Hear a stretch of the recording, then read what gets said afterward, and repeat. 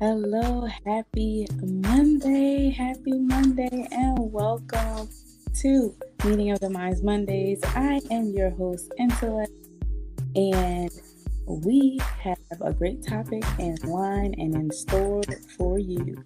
All right, so for those of you who have not been tuned in for the past couple of months, we are doing a series. All right, so we are going to start part 3 of monetizing your craft. Now, if you missed any portion of the previous parts, go to our YouTube channel, go to our link in our bio, go to YouTube, go to Instagram, go to Facebook, go to all of our social media platforms because we are everywhere. All right, but you can look up those previous portions on your own time. There was so much information divulged, and you definitely don't want to miss out on any of that. So I hope you got your pen and pad today so we can jump right on in. But before we do, just a few announcements. Showcase Your Talent show will be the last Sunday of this month, the 31st, from 8 to 10 p.m. Eastern Standard Time on Zoom and live stream to YouTube. So make sure to check that out. If you want to participate for our $25 prize for this month, excuse me, sign up today at intellects.com or go to that link in our bio, and you can either email or DM us as well. There are many options for you to sign up as a contestant. You do have to pay a registration fee to participate. If you're not able to pay, you will be as a feature until you are. Okay, but all those rules will be given out, during the show as well as prior to once you register. So keep that in mind. All right, we have so many different things to offer, but if you want to stay up to date on all that we have going on, make sure to subscribe to our email list and our YouTube channel and download our app so that you can stay in the know, on the know, and see things that we don't show you on social media. All right, so are y'all ready to jump right on into this topic, monetizing your craft? Listen, all of us have some amazing talents, some amazing art that we have, and it is quite all right to monetize off of the gifts that you were given, because your gifts will serve you, it'll make room for you, and it will help you to survive in this world. All right, and so when people gravitate towards what you do and they see that you're authentic in what you do, they're going to be willing to pay for your services, whatever they may be. All right, so we're going to jump right into this, and we are going to pick back up on who we have been listening to for since the last part, which is Super Duty Tough Work. Great podcast. If you have not subscribed, I suggest you do so if they are your cup of tea. All right, everything and everyone is not for everybody. All right, so we're going to get right into it and pick up on the parts that they left off at. Here it goes.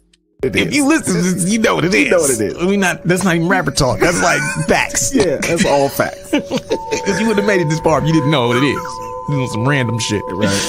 So yeah, we talking about monetizing your craft, monetizing your brand. And we got 3 down. Now we're on number 4. Number 4, key is to build your portfolio / flood the market. Yes. I like to say flood the market because people sleep on that. Yeah. If you're just starting out. Oh, you got hit on all the time. All the time. Back to back. Especially nowadays, it's so easy. Yes. You can record tonight, have it up, in a couple of days on Spotify. Thank you. You know what I'm saying? Put it on your SoundCloud tonight. Yes. That's the beauty of automation in this era. Like you're saying, even when I was blogging, which I think set the table for me to sell books, I wasn't writing a blog and posting it the same day. Right. Most of the time, I was writing blogs a week, 2 weeks, 3 weeks in advance, putting them on a scheduler, automating all of my posts. And that allowed me to create momentum because I was just flooding it every other day. Like, yo, he wrote another blog. This is fire. Oh, I like this. Thank you for talking about that. This is dope. That wouldn't have been possible had I not went in like that. whatever you do, whatever your brand is, there's going to come a point where you have to flood the market. Yeah. We saw it with Hype Williams when he did music videos. Yep. There was a point where he was doing everybody's music Everybody, every video was a hype video. Everything shot with the fisheye lens. Yep, everything. Y'all, crazy ass, sped up shit. But it was a signature. Now you don't see that from him. Nah. Is it that he couldn't flood the market now? He doesn't have to. You don't need to. Because he's established. Yeah, I'm hype. Yeah, I'm Hype William. The name precedes him. Yeah, come on. People just hit him up. Hype, will you do my music video? Yeah. He can say yay or nay. Right. No, thank you, family. I'm He's the brand. He's the brand. He's built the brand. Yes, but for a while he had to flood the market. Right. Like, look at what, and we're going to come back to Griselda. Look at how much music Westside Gunn has dropped in the last 4 or 5 years. Oh, so much. He's dropped at least one mixtape and one album almost every year. One or the other. He's got, like, if you look at, and most of it just got put on streaming services. Yeah. He was dropping stuff every 6 months. Yeah. Is it any mystery why they started to come up? Right. As long as the quality is there's going to come a point where you are better served by being frequent, because sharing your work means that you're creating awareness about it. Creating awareness about it means you're getting it in front of more potential customers. So if you're a rapper, how do you flood the market? You can obviously, mixtape era it out. Yeah. You can drop a single that leads to your album every week, or something like that. You can do shit where you shoot a music video for every song on your album. You can do a video just for one verse. Right. Drop it a minute long. You don't got to go all out. But what's important is the consistency, because when you do that, you're building your name, right? Like, we're rappers, so we're using the rap analogy for your graphic designer. It's no different. Yeah. I need to be looking up and seeing your work everywhere. If I'm following you on social media, Mad work. yeah. Oh, here's the blah, blah, blah. I just did this for such and such. Oh, check out this sketch I'm working on for these people. The smart graphic designers know that their next check is generally acquired by their actions in showing their previous work. Oh, yeah. So it's like, the check I got today and the work I got today, this just, me sharing this is what helps me get a check tomorrow. Yeah, it fuels the next thing. Yeah. And if you're not willing to do that, you're going to create less opportunities to get hired to do what it is you say you want to do, man. Yeah. If we look at the early mixtape era, especially the New York era in like the 2000s. Yeah. Dipset. Yep. 50. Yep. I mean, without mixtapes, 50 Cent would not That's a be fact. anywhere where he is today. I mean, even Meek Mill. Yep, same Like, thing. a lot of those cats, mixtape. And it was like probably once a month. Yes. They was dropping mixtapes. Yep. Lil Wayne, mixtape. Oh, yeah. Crazy mixtapes. Yep. Like, his mixtapes are better than his records. That's a fact. You know what I'm saying? So just flood it. Yeah, man. And don't be afraid. Nah. Like, all you need to worry about is going through the same process of quality control that you do for any song or anything you make. Yeah. Now, that's just how you make it. How you make art shouldn't change. Right. When we talk about flooding it, we're talking about sharing it more often. Right. We're talking about using it to attract the interest of other people, to give a good impression more often. Never be afraid to flood the market, And so, like, we talked about it with a few episodes back. We talked about how, like, guys like DiBiase will practice publicly. It's the same thing. Yeah. Every time you think that, if he wanted to sell beats, you know how easy it would be. Oh, come on, bro. If he just got on and said, "Hey, man, I got 30 beats I need to sell real quick. Yeah. 300 each. Yeah. Gone. Same day. Gone. Easily. Gone. And he don't even really do that. Nah. But if he wanted to, it would be so easy, because he's built his portfolio, which is his social media platforms now. I mean, everybody got a digital portfolio, on his beat making abilities. Like, guys like that, they don't have to work as hard when it comes to the sales, because they've worked hard to establish their portfolio and build up their resume. Right. And that's what your sales are coming off of. You say, well, how do I create more sales for my craft? How do I monetize? The question becomes, again, what is your thing you're selling? And are you sharing that frequently on your social media? Right. So for me, what I find is true, and you've seen this too, the easiest time to get booked for a show is when you're already booked for a show. Exactly. Oh God. Yeah, because you put out, oh gosh, a couple shows coming up. Cats hitting you up. Oh, he going out. You know what I'm saying? Yo, yeah. I noticed you were going to. Right. What can we get you to? Yeah, it's on the way. Yeah. Or on the way back. Right. You know. Have you done a show in? Man, we got to get you to. Yeah. But that's the thing. The momentum of showing that you're already doing it makes people who might not have even thought about it now like, oh yeah, let me holler at him, because now I see this is going down. I know it's legitimized because of all these other confirmations I'm seeing. And now I want to book this person because he flooded the shit. He showed his portfolio. Like when I don't have problems getting booked because every time I post a tour, it's diesel. Yeah, it's super diesel. Feel like, oh, we really doing this. This is what we doing? Okay. I know you ain't got no problems getting booked, but anytime I'm not posting that stuff, it don't pop like that. Nah. I mean, I'm not mad at it because I don't solicit the shows. I'm not looking for shows unless I'm touring. But the point is that the more you practice your craft, the more you show what you do, the more opportunities will come to you. If you only post once a month, what if people miss that post? What the other 30 days in a month? What are they going to do?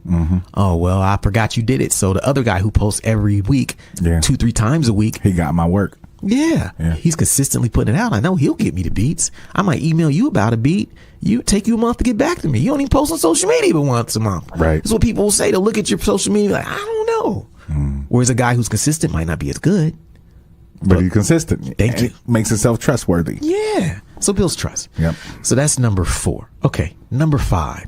And this is something that every person has to do. Every business has to do if you want to monetize what it is you do. And that is, you got to find your people. Whatever it is you do. I know we all like to believe that we're one of a kind. There's nobody like us. We're so unique. You know, we're beyond categorization and description. There are people, things that are similar. Yes. To us. And it may not necessarily be in how they look or exactly what they say, but you know, there's a lot of data now out there that allows you to see who's similar. And I learned this just doing Facebook advertising. Right. When I would do Facebook ads, you know, I would see who's responding to some of the ads sometimes. And so I would look on some of my fans' profiles and see, like, go down in their interests. Right. And you can see what other artists they like. Yeah. And I would look and I'd be like, oh, Idea and Abilities. Oh, Aesop Rock. Yeah, Atmosphere. Oh, yeah, Atmosphere. Yeah. Sage Francis. Yeah. So after a while, it was like, why don't I do ads that target their fans when I'm doing my fans as well? Because if I already looking at their profiles and if 8 out of 10 of them likes Idea and Abilities, Right. then why am I not Right. It makes sense. taking advantage of that, right? Yeah. That's how you find your people in a very strategic, specific sense. We got to talk about locally. Locally, how do you find your people? You go out and you have to leave your house. Yeah, you have to leave your house and you have to be visible. Thank you. That's the only way. I mean, that's the only way that we did it. Yep. We was doing shows very, very regularly in the beginning. Yeah. Here in Ohio and, you know, in the Midwest. And that's how we found them, because we had to go out and get them. We had to go out and see where they were. Yeah. You know? Yeah. And they came. Yeah, it's true. I mean, and to go back to. All right, y'all. So just to pick back up from the previous parts, there were 3 other points that were made in their video. The first one is define your brand. Second one is define your position. Third one is define your products and services. And this one, the fourth one, is building your portfolio, aka, like they said, flooding the market.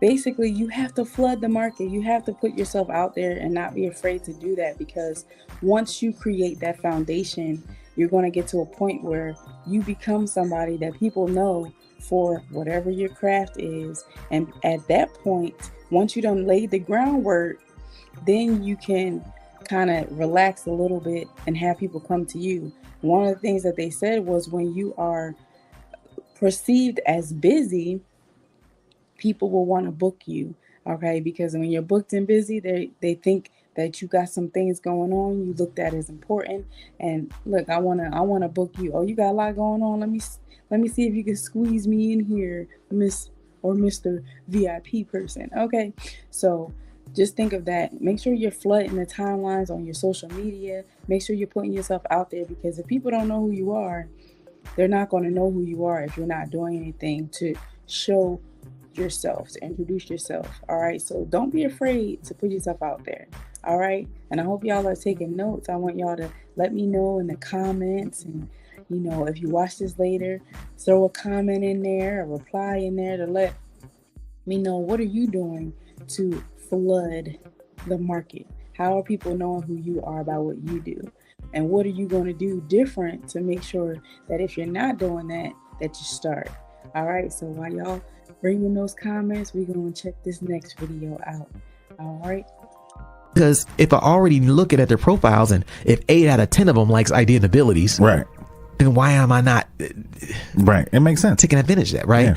That's how you find your people in a very strategic, specific sense. We got to talk about locally. Locally, how do you find your people? You go out and you have to leave your house. Yeah, you have to leave your house, and you have to be visible. Thank you. That's the only way. I mean, that's the only way that we did it. Yep. We was doing shows very, very regularly in the beginning. Yeah. Here in Ohio and, you know, in the Midwest. And that's how we found them, because we had to go out and get them. We had to go out and see where they were. Yeah. You know? Yeah. And they came. Yeah, it's true. I mean, and to go back to use just me as a videographer, for example, finding my people meant, okay, who are the artists that I know have an interest in quality video work? Right. Sometimes it could be people who I know have had problems with videographers in the past. Right. Like when me and Superstition toured, we did a tour, the Kingdom Crown tour, and he shot like 2 music videos before we left on that tour. None of them got done till 3-4 months after the tour. Wow. We was out for damn near 3 months. Yeah. So it took these dudes 8 months, 9 months to do 2 videos. 2 videos. Yeah. By the time he got the video, he was like, man, I'm sick of y'all. I don't want to go through this no more. Yeah. And it just made me make a mental note, like, you know what, man? That's who I need to be stepping to. Mm-hmm. People who have had bad experiences with videographers, because I know I'm consistent. I'm professional. I'm easy to work with. Mm-hmm. And just being able to do that, I can charge the same thing those fools were charging. Yeah. And I know I do superior work. Yeah. And people know it's going to get done. And so that was kind of my process of finding people with that. And the same thing applies now. I just keep doing what I'm doing. But as I run into artists who are professional enough to want music videos, I let them know, hey man, look, when you're making that decision, keep me in mind. Right. You know, I'd love to work with you on something. Let me know. That's how you find your people. You don't just spray everybody. Now, some people, if you're the videographer who does everybody's. Yeah, that's how you do it. That's how you do it. You go to every rap show. You know what I'm saying? You send them links. You hit all their inboxes. You say, look, my net is any rapper with this amount of money. Yeah. You got a video. Mm-hmm. I don't care where you live. I don't care. Y'all can have guns in my face. I don't care. Let's do this. You got my money. I'm shooting. Yeah. You know, that's cool. But for me, it was the opposite. So I took a different approach, a more tailored approach to finding my people. But no matter what you do, you have to put in the work. Like we said, you have to get out your house. You have to scope out your scene, whatever your scene is. You know, before I made my movie, I was participating. I created like a filmmakers meetup. And I don't even think I've talked about this on my podcast, but I had a meetup for like a year up at New Harvest, where it was me and like 12 other filmmakers, black filmmakers. And we met every month for like 7-8 months, until I got knee deep to where I couldn't do it anymore. But what that taught me was like, I knew who was making films in Columbus just because I did that. Right. I didn't know any filmmakers prior to that. But when I threw the event, one person came out, hey, you know anybody? Oh, my homeboy might be interested. Cool. Okay. What about, I got somebody who's a cameraman. He might come out. He'd come out. We just had these discussions. And I would lead discussions. And all of a sudden, I had never finished a film before. All of a sudden, I knew everybody who was doing filming in the city. That's dope. Just because I was finding my people. And then when it came time for me to do and furthermore, like I found venues, I understood like, okay, this is where they did their premiere at. This is where they're doing their editing at. So when it's time for me to do my premiere, it was Wexner Center, baby. Hey, you know? Hey, you know what I'm saying? We was in the house. Yeah. You know, but the point here is like finding your people and monetizing your brand is super important.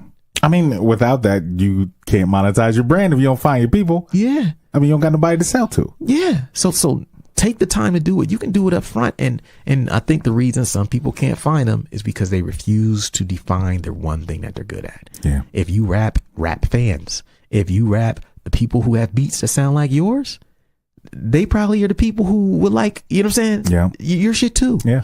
And sometimes you can be wrong, but you don't know until you try. Yeah, put it out there. Yeah, like we played shows with so many people. We played shows with bands. We played shows with just DJs. Yeah. We've done all electronic groups. You know what I'm saying? It just didn't matter. But what it allowed us to do was to find our audience. Yeah. And in rap, I kind of think it's the opposite. You know, I say find your audience in rap. I believe it's actually giving your audience a chance to find you. Yep, putting yourself out there. Because the thing is, they have to have something to hear. They have to have something to see. Especially this is with any kind of art. Yep. And any kind of entertainment. You have to put the product out there for people to see it and for people to be like, it has to be some kind of tangible kind of, you know what I'm saying, to where they can at least see it or touch it or hear it or something. Yes. And that's the only way that you're going to gather the fans and build a fan base. Yes, that's true. So that's number 5. Find your people. Okay. Number 6, way to monetize your craft. Build relationships. Yeah. Hey, we say it on this podcast, you know, your network is your net worth. You know what I'm saying? If your network is kind of small, your net worth kind of small. Right. So understand when we talk about building relationships, we're not just talking about making fans. Well, we're talking about amongst your peers. Yes. Amongst business people. Yes. Who have an interest in products and services that you may provide. Some people say, okay, well, I have this workshop on independent, whatever, music or whatever. Or we have this podcast that's about helping artists. 2x2 Festival saw us say, wait a minute, you know what, man? Yeah. We kind of want to do some 2x2 EDU stuff and have an extra day. Super Duty Tough Work would be perfect to headline this thing. And all of a sudden, boom. Yeah. Because we had a relationship with them, we were brought on. We got paid to do it. Yeah. You know what I mean? It was a dope event and dope for us. And that wouldn't have happened without relationships. There are people who need what you do, but you have to make sure that you have the relationships to capitalize on it. Exactly. And it can't always be, hey, what can you pay me to do this? Oh yeah. Give me some money. Nah. It don't work that way. That's not building relationship. Nah, because usually with the relationship, they come to you and they're like, hey, I got this thing. I think you'd be perfect for it. Yeah. You know what I'm saying? Like that's how it happens, because usually with the 2x2, I mean, we're just all friends anyway. Thank you. You know what I'm saying? Like they're fans of our work. We're fans of all of the work that they do as far as in the community and stuff. So it's just a mutual relationship. And it's like, oh, we got this thing happening. I listen to the podcast. Yep. This will be perfect. Yep. Because it's educational. You know what I'm saying? Our podcast is educational anyway. So it just worked out. Yeah. Yeah. And I think, like you're saying, like what people they make the mistake of looking at relationships and building relationships on some, what can you do for me shit. Yeah. And it's not a relationship. No, you're trying to exploit people. And you got to understand that in 2020, people are pretty smart. Yeah. They can probably judge your intentions a mile away. Right. Nothing is more, and I'll give you an example of this. Like there was one time I was talking to somebody and we have a mutual friend, right?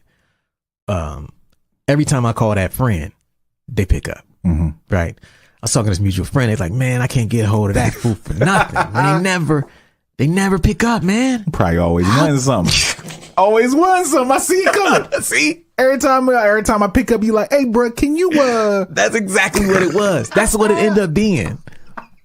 And because as I talked to the other, he's like, oh man, I'm trying to get him to do blah, blah, blah. And I'm trying to get him to this. And I'm trying to pitch this to him. And I'm trying to talk to him about this. And I was like, damn, I done talked to this dude mad time. I never asked him for shit. Right. And I'm like, he picks up on me, but he don't pick up for you. Yeah. I think that's probably what the fuck's going on here. Right. Because he's not crazy. Building a relationship is what makes people pick up the phone. Exactly. And whether you know it or not, they're going to be more likely to help the person who don't ask them for shit than the person who's always asking them for something. Oh yeah, easily. You know, so it's like build your relationships. That means like legitimately engage with people. How you doing, man? Yeah. How's your day? Yeah. You know, instead of, man, hey, that's dope what you're doing. Can you give me the connect? That's not how you approach people. Nah. Yo, the shirts are fire. Who designed that? Yeah. You know what I'm saying? Yo, hey, can you buy this book? You know what I'm saying? It's like, nah, I just met you. You know, shake my hand, engage with me like a human being.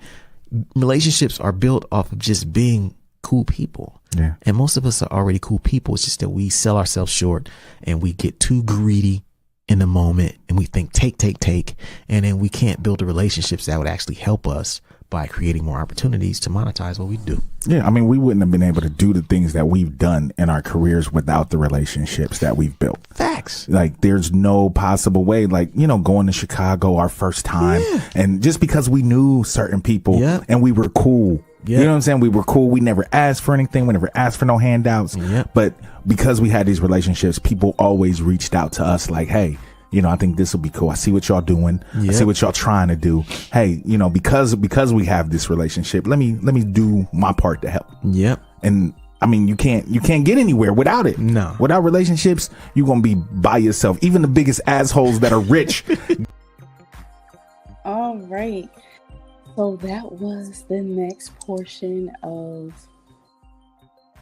monetizing your craft. Building those relationships and engaging with others. It is so important to be able to build authentic and real relationships where you actually care about the other person on the other side, and not just what you can get from them, but what they can get from you. Relationships are supposed to be reciprocal, healthy ones anyway, right? And so when you are building those relationships, that's really where the wealth is. When you want to monetize, you serve your way to the top. You help others. You help to build them up. Whatever you're looking for, you have to be that, all right? And so that is the important part of when it comes to monetizing your craft. A lot of people focus on the money, and money is the last part. Right? Everything that leads up to the money, and more than likely what you benefit from when you have money is what you want as opposed to the money itself. But we can get into that on another time, right? When you are intentional about putting yourself out there, making your presence known, no matter where you are, virtually, in person, building that presence up, and then flooding yourself so people can know who you are, building those relationships, networking, all right? Network, all right? Because you never know who's in the room with you. I said this before on another live that there was someone who had a YouTube channel and only had 5 subscribers, and one of those subscribers happened to be Oprah, and that is what got them in the door to having those type of relationships. Because it doesn't matter the amount, it doesn't matter the quantity, it matters the quality of what it is you're putting out. And when people gravitate towards you because you're authentic, because you're real, because you open up yourselves to them, to where you have them experience something that affects them to the point where they have to continue to connect with you, that is how you build those relationships. That's how you build your pockets too. All right, connect with them. Here at Intellects, we are here to serve you. We are here to build with you. So if you want to connect with us, if you are an artist, if you are a business, if you have a product or a service, if you need help in any way, this is what we're here for. We are the Indeed for Artists. We connect you all with resources, experts, networks, and platforms to promote you so that you could be the best you that you could be in your unique artistry. And we do that to the best of our ability, okay? So when you come to us, we help you become a better you. All right. And it's more of an exchange. You know, you're giving us exposure, we're giving you exposure. So that reciprocal, healthy relationship. All right. And we love to build relationships. We love to network, and we love to put people on a platform so that people can know who you are and what you do. All right. So if you are lost in any type of way, go to intellects.com so that we can help you. All right. And apart from that, we have our own intellectual community on our app, the Artrepreneurs Hub. If you go to your Play Store or your App Store and you go to Mighty Networks, download that app, search the Artrepreneurs Hub, and you will find us right there. Stay connected with us and see what we don't show you on social media. You know, we have so much going on at Intellects. All right, so make sure to stay connected with us. But we thank you so much for tuning in to this month's meeting of the Minds Mondays. We want to help you monetize your craft. So if there's anything that we can do on our end to help you, definitely connect with us. But that is all the time that I have for you today. If you are interested in hosting or posing the topic for Meeting of the Minds, connect with us. Email us at intellectsapc, that's INTELEXXAPC @gmail.com. DM us, find us on social media, go to our website, contact us via our website. There's so many different ways that you can connect with us. If you would like to pour into this platform and donate, go to intellects.com. We appreciate all the love and support that we've had over the years. And don't forget about the talent show. Make sure to subscribe, to tune in, to view, to participate. But we love to see you all there. And I hope you all got something from this. If you haven't, check out parts 1 and 2. We'll be back next month for part 4. All right. And until next time, remember that you are uniquely designed and one of a kind. So don't let anybody stop your shine. Until next time, have an amazing night and an awesome rest of your week.